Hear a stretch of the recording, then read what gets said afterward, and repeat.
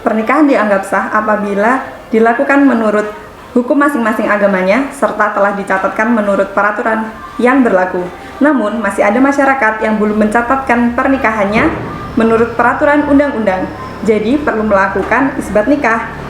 Kemudian, apa yang dimaksud dengan isbat nikah? Bagaimana cara melakukannya dan di mana kita bisa melakukan isbat nikah? Yuk, simak video berikut ini.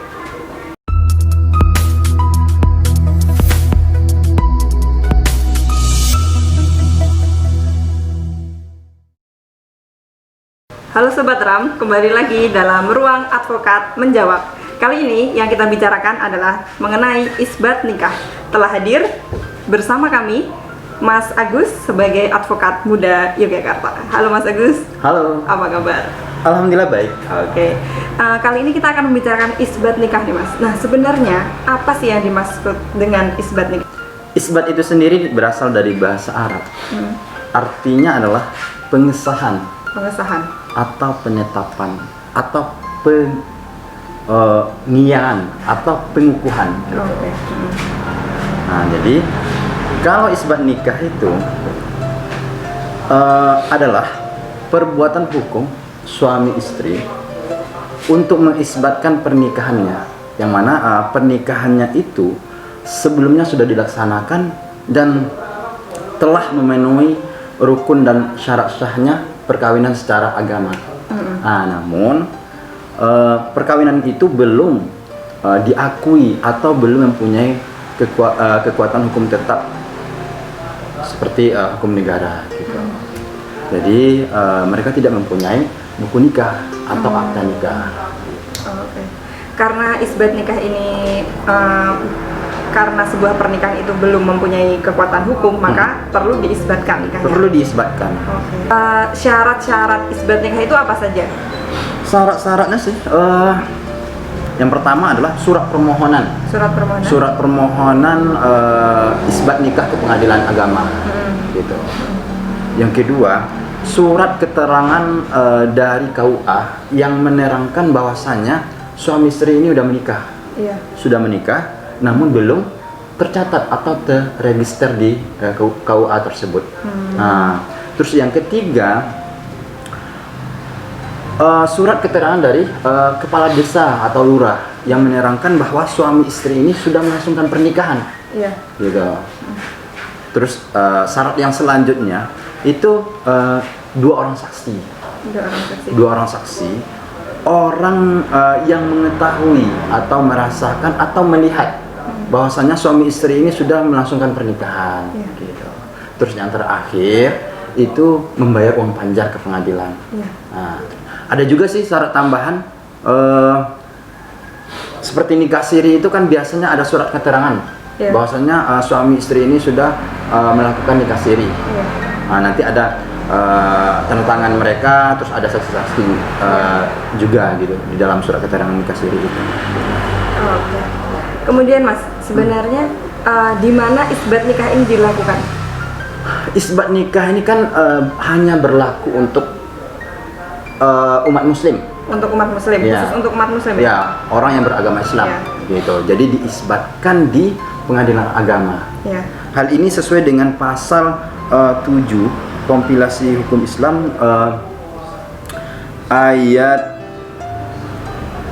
kedua, ayat 2. Dalam hal perkawinan yang tidak dapat dibuktikan dengan akta nikah, dapat diajukan isbat nikahnya itu di pengadilan agama. Di pengadilan agama. Terus perkawinan apa saja sih yang bisa diisbatkan gitu kan? Nah, adanya perkawinan dalam rangka penyelesaian perceraian. Penyelesaian perceraian. Iya. Ada yang pertama adanya perkawinan dalam rangka penyelesaian perceraian. Yang kedua, hilangnya akta nikah. Hilangnya akta nikah. Contohnya hilang atau ya belum tercatat di KUA gitu kan. Terus yang ketiga, adanya keraguan mengenai sah atau tidaknya sebuah perkawinan. Masih ragu-ragu, maka diisbatkan gitu. Terus yang ketiga, yang keempat, adanya perkawinan yang dilakukan atau dilangsungkan sebelum lahirnya undang-undang perkawinan itu sendiri gitu. Undang-undang perkawinan itu kan ada KHI, kompilasi hukum Islam, ada juga Undang-Undang Nomor 1 tahun 1974 gitu. Terus ada juga perkawinan yang dilakukan oleh mereka yang tidak mempunyai halangan perkawinan menurut undang-undang yang tadi, menurut kompilasi hukum Islam dan Undang-Undang Nomor 1 tahun 1974 gitu. Oke. Untuk siapa saja nih Mas? Siapa yang boleh mengajukan isbat nikah? Mungkin nanti yang sudah menikah nih, selain mereka berdua ini, siapa saja selain mereka yang bisa mengajukan isbat nikah? Oke, Mbak Dinar. Terkait siapa saja yang mengajukan, yang bisa mengajukan isbat nikah itu, yang terutama kan pihak suami dan istri. Pihak suami dan istri. Terus bisa juga anak-anak dari mereka, terus orang tua dari mereka, wali dari mereka, atau orang-orang yang punya kepentingan dengan perkawinan itu sendiri. Itu bisa mengajukan di pengadilan agama. Gitu. Terus kalau bagi bagi teman-teman yang mengajukan isbat nikah, contohnya dibantu pengacara juga bisa, gitu. Tapi tentu harus tanda tangan kuasa dulu. Untuk syarat-syaratnya seperti tadi sih. Nah, syarat-syaratnya secara umumnya seperti itu, tapi ada juga perbedaan-perbedaan itu tergantung pengadilan, gitu. Contohnya pengadilan agama Jogja tentu berbeda dengan pengadilan agama Sleman.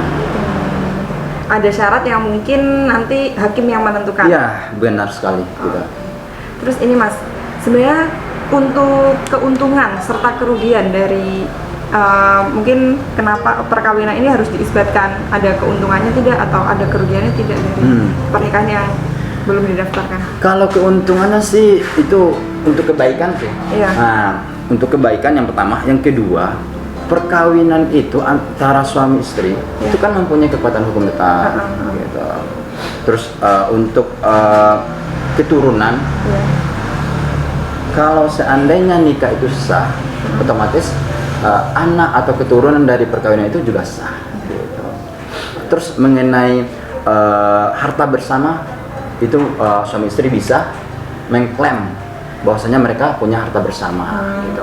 Terus untuk warisan mereka saling mewarisi, suami istri, anak, saudara dan sebagainya, gitu. Mungkin cukup sekian Mas. Oke, Mbak Dinar.